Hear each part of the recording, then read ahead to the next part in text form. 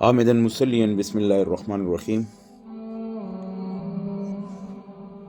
عن ابن عباس رضی اللہ عنہ قال قال رسول اللہ صلی اللہ علیہ وسلم الحجر الاسود من الجنت وهو اشد بیاضا من اللبن فسودته خطایا بنی آدم. رواہ الترمذی. فرماتے ہیں حضرت ابن عباس رضی اللہ تعالیٰ عنہ کہ رسول اللہ صلی اللہ علیہ وسلم نے فرمایا کہ حجر اسود بہشت سے اترا اور یہ پتھر پہلے دودھ سے بھی زیادہ سفید تھا. ابن آدم کی گناہوں نے اسے سیاہ کر دیا. وہ مقدس پتھر ہے جسے آج حجر اسود کا پتھر کہا جاتا ہے. جب جنت سے اتر کر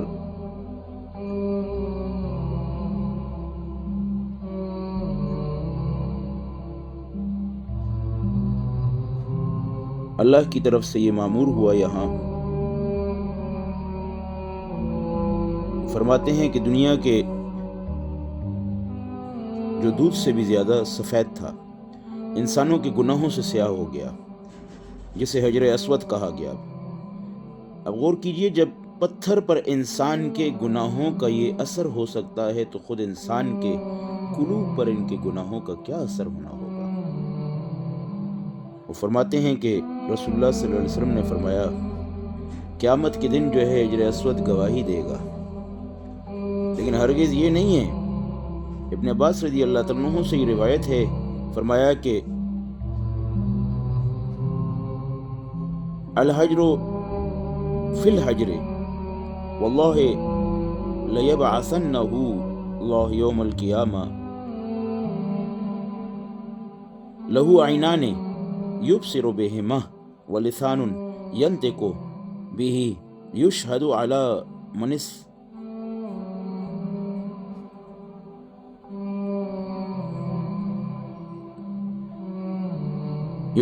من استلمہ. فرماتے ہیں کہ حضرت ابن عباس رضی اللہ تعالیٰ عنہ نے فرمایا کہ رسول اللہ صلی اللہ علیہ وسلم نے فرمایا یہ حجر اسود کے بارے میں کہ اللہ کی قسم قیامت کے دن اللہ تعالیٰ جو ہے اسے اٹھا لے گا، پھر اس کو 2 آنکھیں دی جائیں گی جن کے ذریعے جو ہے وہ دیکھے گا، اور اس کو زبان دی جائے گی جس کے ذریعے یہ بولے گا. فرماتے ہیں کہ اس شخص کے حق میں گواہی دے گا جس نے حق کے ساتھ اس کو بوسہ دیا ہوگا. یہ حدیث جو ہے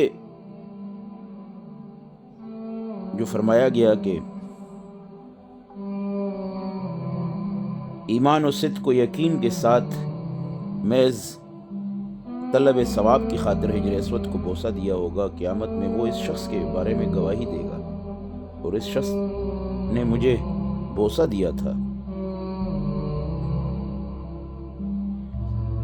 وہ کہ یہ حدیث جو ہے اپنے ظاہری معنی پر جو ہے محمول ہے، اور اس میں ذرہ برابر بھی جو ہے شبہ نہیں کہ قیامت کے دن حجر اسود کو بالکل اسی طرح آنکھیں اور زبان عطا ہوں گی جس طرح ہم انسانوں کو عطا کی گئی ہیں، کیونکہ اللہ رب العزت جمادات میں بھی بینائی اور گویائی پیدا کرنے پر قادر مطلق ہے. یعنی اس میں تو کوئی شک نہیں، اللہ تعالیٰ قادر مطلق ہے. اور اگر خون و گوشت کے ایک لوتھڑے کو دیکھنے اور بولنے کی قوت اللہ تعالیٰ قادر مطلق ہے، تو اسی طرح ایک پتھر کو بھی دیکھنے اور بولنے پر جو ہے قادر کر سکتا ہے، اور یہ بندوں کے بارے میں جو ہے گواہی دے گا. لیکن یہ یاد رکھیں کہ اس کو بوسہ دینا جو ہے سنت ہے، اور مطاف جیسی پاک جگہ پر کسی کو تکلیف دینا کتنا سخت قطعی حرام ہے. یہ دوسروں کو تکلیف دے کے جا کے حجر اسود کو بوسہ دینا، لہٰذا اس سے جو ہے ممکن نہیں ہے کہ کچھ ملے، بلکہ محرومیت کا سبب نہ بن جائے. یعنی وہ مطاف میں بیٹھنا اٹھنا، وہ طواف کرنا، اس کے خشوع خضوع کو جو ہے لے نہ اڑے. اللہ تعالیٰ ہمارے حجاج اور معتمرین حضرات کو اس چیز کی سمجھ نصیب فرمائے کہ حجر اسود کو فرض واجب سمجھ کے جو ہے بوسہ دینے کی جو ہے کوشش نہ برتیں ایسی جس میں جو ہے جان کو خطرہ ہو، اپنی یا دوسروں کی۔